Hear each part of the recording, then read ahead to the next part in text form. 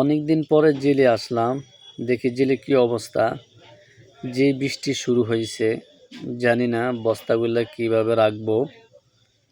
জেলের পার সব ভাঙ্গে যায় কিনা জানি না, এই জন্য আসলাম দেখতে।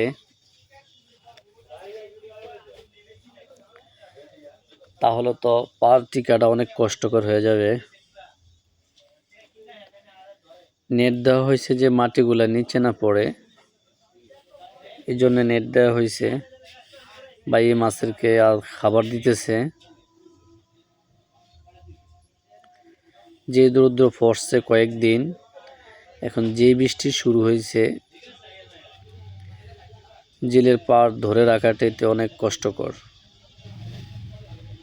এই জন্য আসলাম। উপরে তো অনেক তেরফল দিছি, কাগজ দেওয়া হয়েছে। রৌদ্রে সব কাগজগুলো নষ্ট হয়ে গেছে। এখন আসলাম দেখতে। ওই যে মাছ দেখা যায়, এগুলা সব তেলাপি মাছ। কিন্তু 4 মাসে মাছের সাইজটা বেশি একটা বড় হয় না। এই যে সাইজ, 5 মাস রানিং, জানি না মাছ কতটুকু বড় হবে।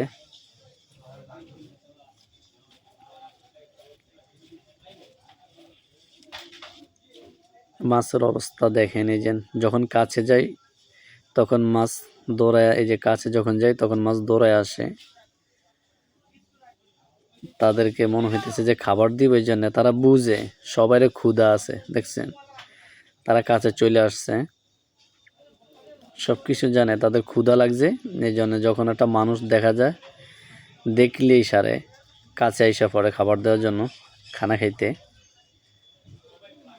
এই সব মাছ চলে আসছে খাবার খাওয়ার জন্য। দিব একটু মাছগুলা দেখি কতটুকু হয়েছে সাইজ, তারপরে খাবার দিব। কি সুন্দর দৌড়াদৌড়ি করতেছে মাছ। কিন্তু তুলনামূলক সাইজটা যদি আরেকটু বড় হইতো তাহলে আর সমস্যা ছিল না। 4 মাস শেষ, 5 মাস রানিং চলতেছে মাছের।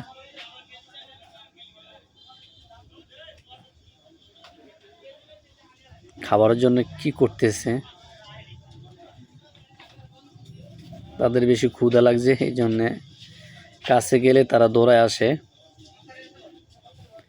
খাবার খাওয়ার জন্য। কি দৌড়াদৌড়ি করতেছে। এই যে সবগুলা কাছে চলে আসতেছে মাছ। এখানে মাছ পালানো হয়েছে 10,000-এর মতন মাছ পালানো হয়েছে। পুরা জিলে 10,000 মাছ পালাইছি।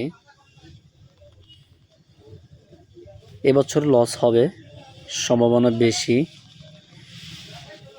কেননা প্রথম মাছ পালানো হয়েছে তো লস হওয়ার সম্ভাবনা বেশি।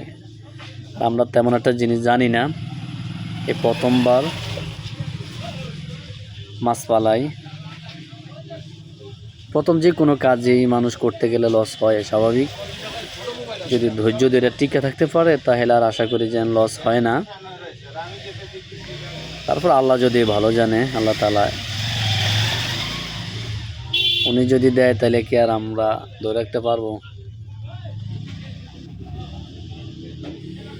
10,000 মতো মাছ আলানো হয়েছে, সবগুলি তেলাপি মাছ পুরাটা। সব মাছ যখন খাবার দিতে এলে তখন সবগুলো একসাথে আইসা পড়ে। এই যে সব কাছে আইসা পড়ছে মাছ।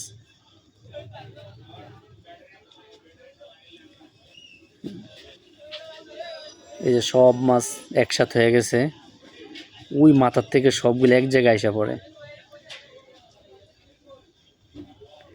নেট দেওয়া হয়েছে যেন মাটিগুলা না ভাঙ্গিয়ে নিচে পড়ে। এই যে খালি আসতেছে, কাছে আসতেছে মাছগুলা। কি সুন্দর দৌড়াদৌড়ি করতেছে। বাস্তবে দেখলে কিন্তু আপনাদের কাছে অনেক ভালো লাগবে। মন চাই যে জাল মারি, মারলে যেন সবগুলা উঠে যায়, এত সুন্দর লাগে। দেখেন,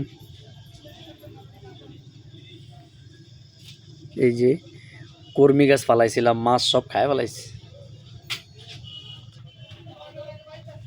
ওই যে পার খালি ভাঙতেছে।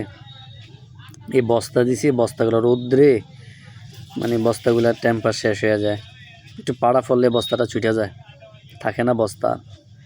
যেই বৃষ্টি শুরু হয়েছে জানি না ফাডটা টিকে রাখা যায় কি না, দোয়া করবেন আপনারা সবাই। আজকে এই পর্যন্ত রইল, আল্লাহ হাফেজ।